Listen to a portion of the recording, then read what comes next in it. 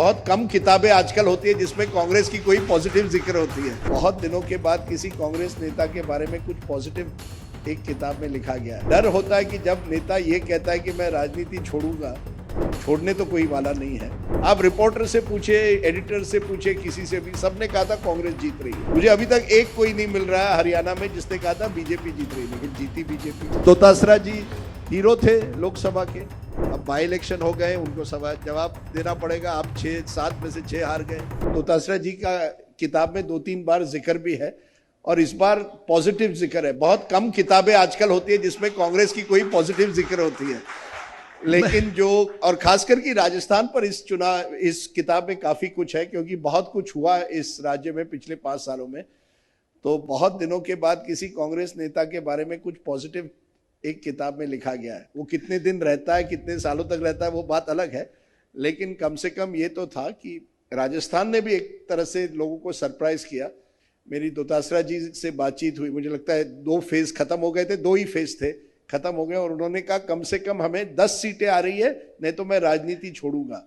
अब डर होता है कि जब नेता ये कहता है कि मैं राजनीति छोड़ूंगा, छोड़ने तो कोई वाला नहीं है, लेकिन इसके बावजूद कहना, इतने कॉन्फिडेंस से कहना, एक ऐसे समय में जब सबको लगा था कि बीजेपी की क्लीन स्वीप होगी, बहुत बड़े मायने रखता है। उनके एक ही लीडर ने, मुझे लगता है, और मैंने किताब में भी जिक्र किया, उनका नाम नहीं लिया है, उन्होंने कहा था 25-0 होने वाला है, व्हाट आर वी डूइंग, कुछ होने तो नहीं वाला है CWC की मीटिंग या किसी बड़े मीटिंग में, लेकिन उसके बावजूद।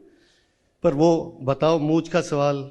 हाँ, तो मूछ का, तो उनके लिए एक तरह से मूछ का सवाल बन गया, and they manage to do. जब मैंने उनको फोन किया जिस दिन, कितने 11 सीटें आई, he reminded you he reminded you he called me।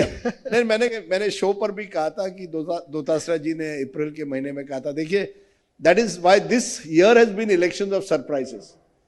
अगर किसी ने मुझे कहा, तो जो जितने भी रिपोर्टर्स हरियाणा में गए हैं, आप रिपोर्टर से पूछे, एडिटर से पूछे, किसी से भी, सबने कहा था कांग्रेस जीत रही है। मुझे अभी तक एक कोई नहीं मिल रहा है हरियाणा में जिसने कहा था बीजेपी जीत रही, लेकिन जीती बीजेपी। फिर उसके कुछ महीनों बाद महाराष्ट्र में चुनाव हुए।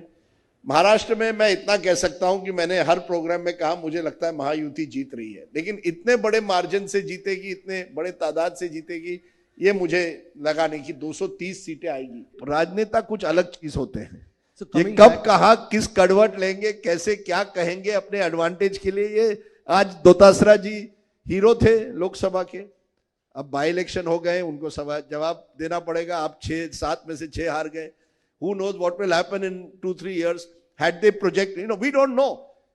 I think if they, this is of course hindsight, but 1 year earlier when the whole revolt took place against Gehlot, when Gehlot ji was offered the presidentship of the Congress party, I thought it had all been planned. Gehlot ji would be going to Delhi and Sachin Pilot was to be made chief minister. Now, I know Mr. Dotasra may have other views or Joshi ji may have other views.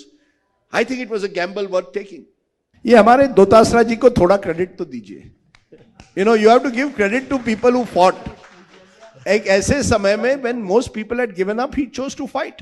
And there's a lesson there for any politician across any party. आप लड़ेंगे तो आपको कभी ना कभी यश आएगा।